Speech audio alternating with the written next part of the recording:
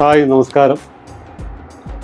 തൻ്റെ നാട്ടിൽ പുതുതായി ആരംഭിക്കുന്ന ഒരു ലൈബ്രറിക്ക് വേണ്ടി തൻ്റെ പക്കലുള്ള മുഴുവൻ പുസ്തകങ്ങളും സംഭാവന ചെയ്തൊരു വ്യക്തി. തന്നിൽ നിന്നും അകാലത്തിൽ മൺമറഞ്ഞു പോയ തൻ്റെ ജ്യേഷ്ഠ സഹോദരനും നാടക പ്രവർത്തകനുമായിരുന്ന CR മനോജിൻ്റെ ഓർമ്മ നിലനിർത്തിക്കൊണ്ട് അദ്ദേഹം വാങ്ങിയതും താൻ വാങ്ങിയതുമായ മുഴുവൻ പുസ്തകങ്ങളും ആ ലൈബ്രറിക്ക് വേണ്ടി സംഭാവന ചെയ്യുകയുണ്ടായി. മറ്റാരുമല്ല, കരുനാഗപ്പള്ളിയുടെ ജനകീയനായ MLA CR മഹേഷ് അവർ. അദ്ദേഹത്തിൻ്റെ വീട്ടിൽ വെച്ച് നടന്ന ചടങ്ങിൽ Karunagappally taluk library council secretary Shri Vijayakumar അവർ ഉദ്ഘാടനം നിർവഹിച്ചുകൊണ്ട് ആ പ്രവർത്തനത്തിന് തുടക്കമിടുകയുണ്ടായി. അതിൻ്റെ വിശേഷങ്ങളിലേക്ക് പോകാം, വീഡിയോയിലേക്ക്. പ്രിയമുള്ളവരെ, നമസ്കാരം. ലോക പുസ്തക ദിനവുമായി ബന്ധപ്പെട്ട ഒരു ചടങ്ങാണ് നമ്മുടെ താലൂക്ക് ലൈബ്രറി കൗൺസിലിൻ്റെ സെക്രട്ടറി കരുനാഗപ്പള്ളിയെ സംബന്ധിച്ച് കേരളത്തിൽ തന്നെ മാതൃകയായ വായനശാല പ്രവർത്തനം നടത്തുന്ന എല്ലാവരും അംഗീകരിച്ചിട്ടുള്ള താലൂക്ക് ലൈബ്രറി കൗൺസിലിൻ്റെ സെക്രട്ടറി ശ്രീ വിജയകുമാർ സാർ ഉൾപ്പെടെ ഇവിടെ സന്നിഹിതരായ എല്ലാവരെയും സ്വാഗതം ചെയ്യുന്നു.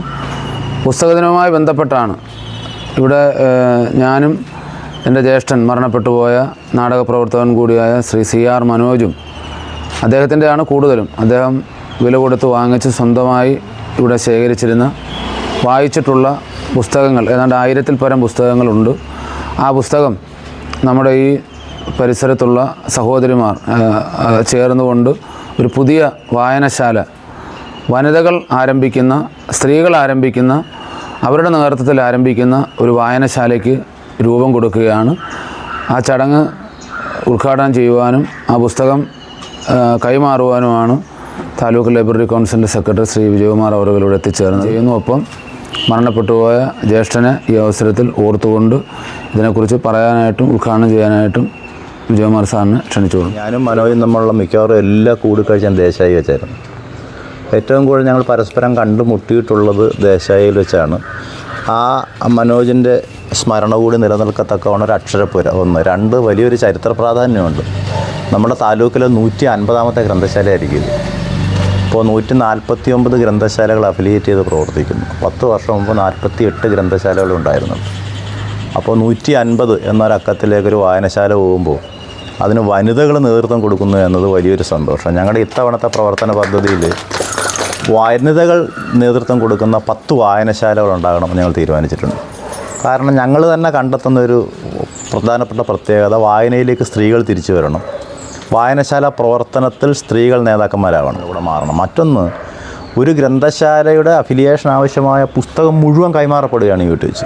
ലോക പുസ്തക ദിനത്തിൽ ഇതിനേക്കാൾ വലിയൊരു പരിപാടി കേരളത്തിൽ എവിടെയെങ്കിലും നടക്കുമെന്ന് ഞാൻ കരുതുന്നില്ല. ഒരു ഗ്രന്ഥശാലയ്ക്ക് ആവശ്യമായ പുസ്തകങ്ങൾ മുഴുവൻ MLA കൈമാറിക്കൊണ്ട് ഈ വായനശാല പ്രവർത്തനം ആരംഭിക്കുകയാണ്. ഞങ്ങൾക്ക് ഇങ്ങനൊരു അവസരം തന്ന മഹേഷനും ഇതിന് പിന്നിൽ പ്രവർത്തിച്ച ഭാരവാഹികൾക്കും എല്ലാവർക്കും ഒരുപാട് നന്ദി. ഞങ്ങളിത് സന്തോഷത്തോടെയും ഒത്തൊരുമയോടെയും മുന്നോട്ട് കൊണ്ടുപോവുകയും വിജയിപ്പിക്കുകയും ചെയ്യും.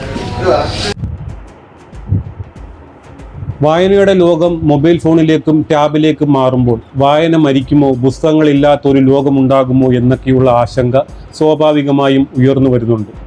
എന്നാൽ വായന മരിക്കുന്നു എന്ന വിമർശനത്തിന് മറുപടിയായി പുസ്തകപ്രേമികൾക്ക് ചൂണ്ടിക്കാട്ടാനുള്ളത് ലോകമെങ്ങും പുസ്തകം വാങ്ങുന്നവരുടെ എണ്ണത്തിൽ വർധനവുണ്ടായിക്കൊണ്ടിരിക്കുന്നു എന്നുള്ളതാണ്.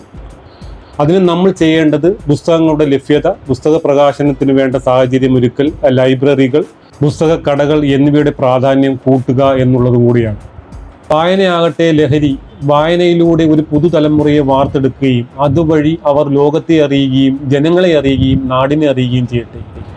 ലഹരിമുക്തമായ ഒരു പുതുതലമുറയെ വാർത്തെടുക്കാൻ നമുക്കെല്ലാം ഒന്നിക്കാം, ഒരുമിച്ച് നിൽക്കാം. മറ്റൊരു വീഡിയോയുമായി കാണുന്നതുവരെ നന്ദി, നമസ്കാരം.